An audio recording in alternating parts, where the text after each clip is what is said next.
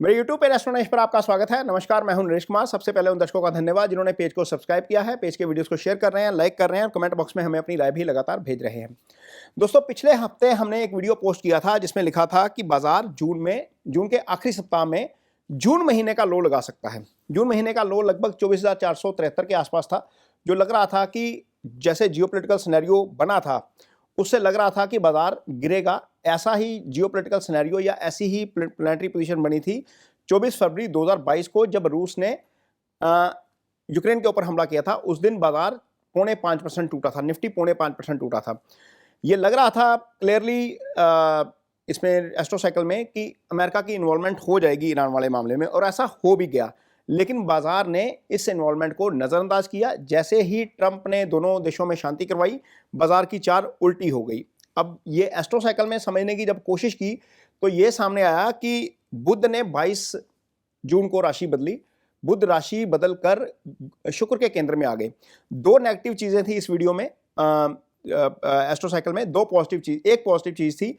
Positive factor जो है वो थोड़ा सा ज्यादा भारी पड़ा। हालांकि इस पॉजिटिव फैक्टर को लेकर बहुत ज्यादा किताबों में भी ज्ञान नहीं है, टू बी वेरी फ्रैंक।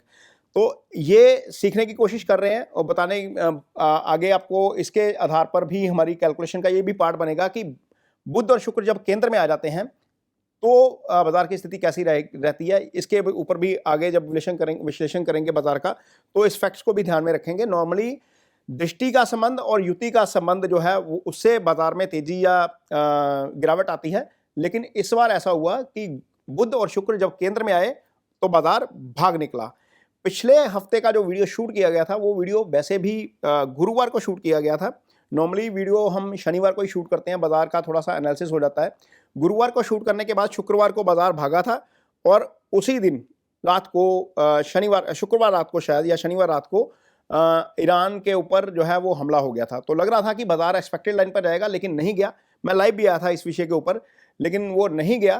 तो कोशिश करेंगे कि आगे से आपको इस तरह की निराशा ना हो। निराशा भी मैं इसलिए कह रहा हूं क्योंकि जब कोई लगातार अच्छा परफॉर्म कर रहा होता है तो उससे उम्मीद ज़्यादा हो जाती है। तो शायद मेरे से उम्मीद ज़्यादा थी और मुझे लग रहा है कि मैं इस हफ्ते इस उम्मीद पर खरा नहीं उतर सका। खैर, इस वीडियो में अब बात करेंगे निफ्टी और बैंक निफ्टी की चाल की। बैंक निफ्टी जो है वो लंबी छलांग लगाने के लिए तैयार नजर आ रहा है, निफ्टी भी इसके साथ ही।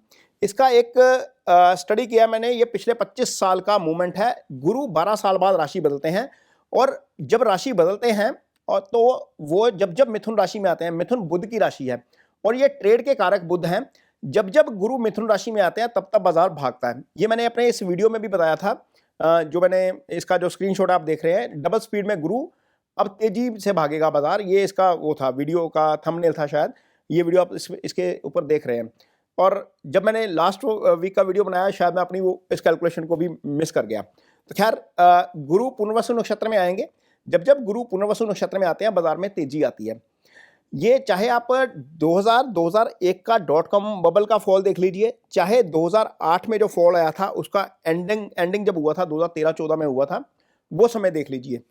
ये दोनों समय गुरु जो थे मिथुन राशि में थे, अपने ही नक्षत्र में थे, और बाजार की चाल कैसी रही इसको इस वीडियो में समझने की कोशिश करेंगे। तो ये देखिए, सबसे पहले आपके सामने आ रहा है, गुरु थे 1 सितंबर 2013 से लेकर 16 जनवरी 2014 तक पुनर्वसु नक्षत्र में। अब 4 सितंबर 2013 का निफ्टी का लेवल देखिए, ये था 5318 यानी कि 5318। 9 दिसंबर को निफ्टी ने 6415 का हाई मार दिया। 2013 में ये वृद्धि थी 15.48% की, लगभग 16%। आप समय देखिए और निफ्टी का मूव देखिए। 4 सितंबर 2013 को बैंक निफ्टी का जो लो था वो था 8605, 8605। 9 दिसंबर 2013 का बैंक निफ्टी का हाई था 12225, यानी कि बैंक निफ्टी में 22.58% की वृद्धि। निफ्टी तो चढ़ा ही चढ़ा, बैंक निफ्टी उससे ज्यादा चढ़ गया। अब दोबारा जब गुरु देखते हैं पुनर्वसु नक्षत्र में, इस साल जब वक्री हुए, मीन्स 14 में, ये जनवरी 14 का था जब गुरु वहां थे, फिर वक्री हो गए। वक्री होने के बाद जब मार्गी हुए दोबारा, तो फिर दोबारा 24 अप्रैल 2014 से लेकर 4 जुलाई 2014 तक पुनर्वसु नक्षत्र में आए। अब 8 मई का निफ्टी का लो देखिए 2014 का, ये था 6638। 4 जुलाई 2014 का निफ्टी देखिए, ये था 7758। यानी कि जैसे ही गुरु पुनर्वसु नक्षत्र में आए, चाहे वो सितंबर से जनवरी का मामला हो, चाहे ये अप्रैल से जुलाई का मामला हो, दोबारा जब आए तो 13.31% का ग्रोथ फिर दे गए। यानी कि जब पुनर्वसु नक्षत्र में गुरु थे तो इस बाजार ने जबरदस्त दौड़ लगाई। 30 अप्रैल 2014 का बैंक निफ्टी का लो देखिए, ये था 12,738, 12738। अब 16 मई का बैंक निफ्टी का हाई देखिए 15,742, इसमें भी जो है वो ग्रोथ निकली 18.55% की। तो यहां पर यदि हम इसको एनालाइज करते हैं, गुरु के ही पुनर्वसु नक्षत्र के को एनालाइज करते हैं, तो चीजें ऐसे लगती हैं कि बाजार फट पड़ेगा। गुरु पुनर्वसु नक्षत्र में आए, दोबारा जब पीछे जाते हैं, इससे भी पीछे गए, इससे पहले का तो खैर निफ्टी नहीं था क्योंकि 12 साल पहले की बात है। ये 30 सितंबर 2001 का डाटा है मेरे पास। 30 सितंबर 2001 से लेकर 6 दिसंबर 2001 तक जो है वो गुरु पुनर्वसु नक्षत्र में थे। 8 अक्टूबर 2001 को निफ्टी का लो था 884 सॉरी 884। 6 दिसंबर को निफ्टी ने हाई मारा 1132 का। उस समय की मैं बात बता रहा हूं जब बाजार में कोई होता था, उस समय निफ्टी ने 21.5% का ग्रोथ दिखाया इतने ही समय में, सिर्फ गुरु पुनर्वसु नक्षत्र में थे। इसके बाद 2002 में दोबारा फिर गुरु पुनर्वसु नक्षत्र में आए, क्योंकि वो वक्री हो जाते हैं, दोबारा फिर पुनर्वसु नक्षत्र में आए। 18 मई 2002 से लेकर 20 जुलाई 2002 तक जो है वो गुरु पुनर्वसु नक्षत्र में रहे। 18 मई को निफ्टी का जो लेवल था वो था 1097। 20 जुलाई जब ये बाहर निकले उस समय निफ्टी का लेवल था 1041। इसमें सिर्फ 56 अंक की गिरावट देखी गई उस अवधि के दौरान। तो मोटे तौर पर जब हम गुरु का पुनर्वसु में नक्षत्र में इसका जो गोचर को अध्ययन करते हैं या इसको एनालाइज करते हैं, तो पता लगता है कि निफ्टी और बैंक निफ्टी बहुत तेज भागते हैं। 2001 में बैंक निफ्टी नहीं था, 2003 में बैंक निफ्टी लिस्ट हुआ था, तो बैंक निफ्टी का डाटा पिछला नहीं है। इससे पहले यदि हम जाते हैं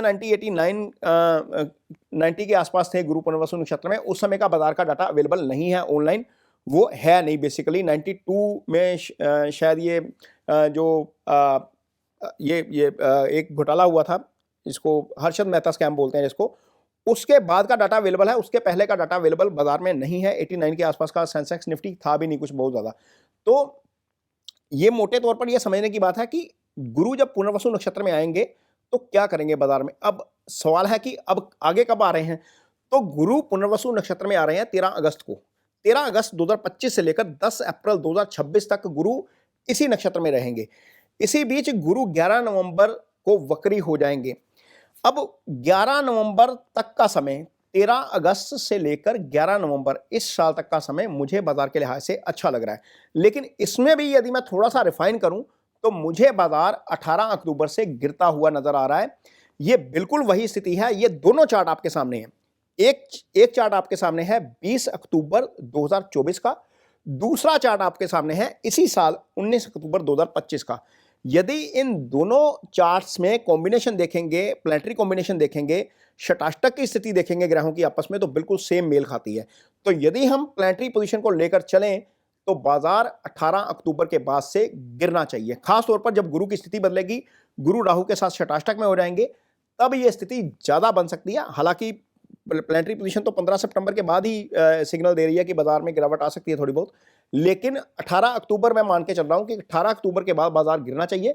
वहां पर पोजीशन जो है वो संभाल के रखिए, अपनी कैश पोजीशन रखेंगे तो चीजें थोड़ी सी आपके लिए हेल्पफुल रहेंगी। इससे पहले हमने जो सेक्टर के वीडियो डाले हैं, भले ही वो डिफेंस का वीडियो हो, भले ही वो शिपिंग का वीडियो हो, भले ही वो मेटल का वीडियो हो, बाजार ने उसके मुताबिक ही बिहेव किया है। ये वीडियो मोटे तौर पर बैंक निफ्टी के लिए, लेकिन चूंकि बैंक निफ्टी और निफ्टी साथ साथ चलेंगे इसलिए यहां पर तेजी बन रही है। जुलाई महीने का वीडियो भी आपके सामने आएगा, लेकिन अभी उसके ऊपर काम हो रहा है कि क्या चीजें चलेंगी। जुलाई में मोटे तौर पर पॉजिटिव है, लेकिन डिटेल में वीडियो आपके सामने आएगा। अभी 1-2 दिन में आ जाएगा, 1 जुलाई को आ जाएगा, 30 जून को ही आ जाएगा, उसके ऊपर अभी काम कर रहे हैं। तो ये वीडियो आपको कैसा लगा इस पर कमेंट बॉक्स में अपनी राय जरूर दीजिए। यदि ये वीडियो अच्छा लगे तो उसे शेयर जरूर करिए, पेज को सब्सक्राइब जरूर करिए। इसके साथ ही मुझे दीजिए इजाजत। नमस्कार।